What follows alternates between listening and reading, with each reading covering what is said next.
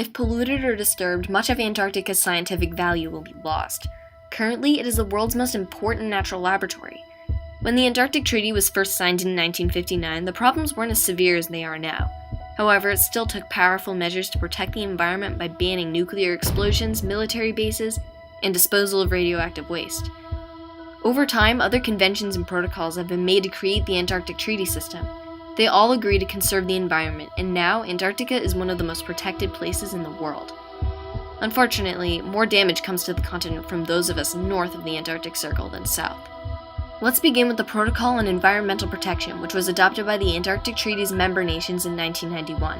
It emphasizes that Antarctica is a natural reserve devoted to peace and science. Mineral activities are prohibited for 50 years, aside from scientific research. This will come under review in the future.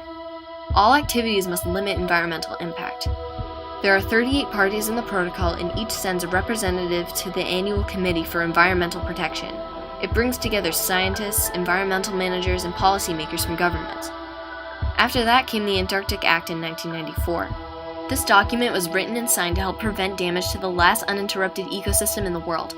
Because of this act, the following activities require a permit before performing them: expeditions traveling to the Antarctic, construction of research stations, vessels and aircraft traveling to the area, the usage of mineral resources for scientific or building purposes, the taking of or harmful interference with flora and fauna, the introduction of alien species, and entry into specially protected areas.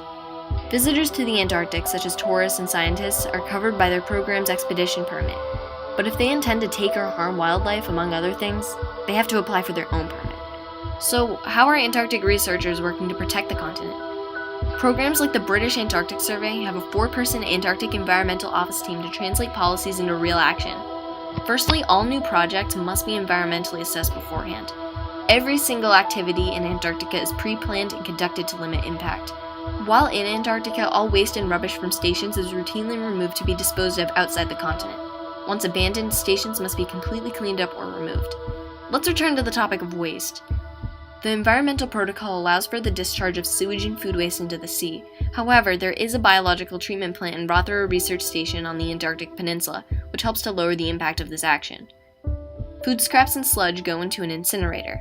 Sewage also undergoes treatment before discharge. Other waste must stay on board until it can be disposed of far away from Antarctica. Speaking of ships, there are also plenty of regulations surrounding commercial fisheries. These are controlled by the Convention for the Conservation of Antarctic Marine Living Resources, which sets catch limits and works to prevent illegal or undocumented fishing. Some of you might be wondering where Antarctic researchers currently get their fuel. The British Antarctic Survey, for example, uses fossil fuels for almost all of their functions in the Antarctic, including heating and lighting stations, as well as powering ships, aircraft, and equipment. But wait! Burning fossil fuels contributes to the Earth's climate change by releasing greenhouse gases into the atmosphere.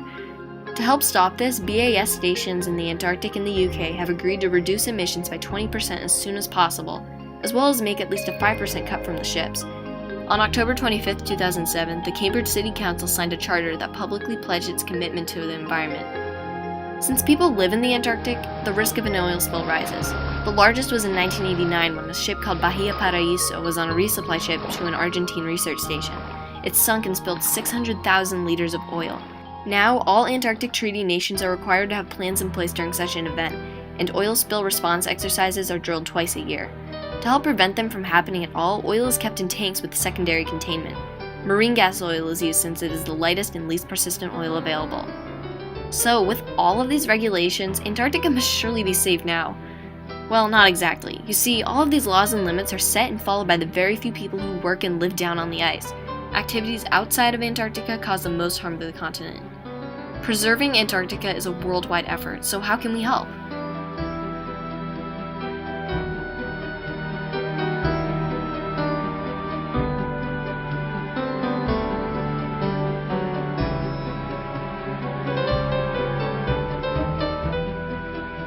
Firstly, talk about it. By showing your concern through social media or through conversation with friends and family, you are spreading a very important message.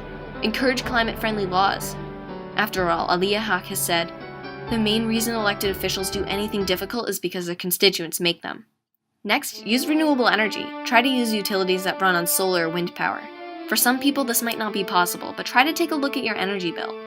Most utilities actually list other ways to support renewable resources on their websites. Insulate your home. Heating and air conditioning make up nearly half of the energy we use at home. Seal drafts and make sure that your house is insulated. You can even claim federal tax credits for home improvements that are energy efficient. If you are shopping for appliances like refrigerators and washing machines, search for the Energy Star label, which denotes which choices are the most energy efficient. Don't waste food. 10% of US energy goes into food processing. 40% of food just ends up in the landfill. Livestock products require the most energy to produce, so try to cut down on the meat. Try using better light bulbs. LED light bulbs can use up to 80% less energy than the traditional incandescent. In the long run, they are also cheaper. Use a fuel-efficient vehicle. Driving hybrid or fully electric cars saves fuel and money. If all cars in the United States did this, then Americans would save $80 billion at the gas station each year. Check your tires. If we all make sure our tires are inflated correctly, we could save 1.2 billion gallons of gas every year. Doing this could increase mileage up to 40%, and purchasing a new air filter will increase it 10%. Lastly, think about transportation.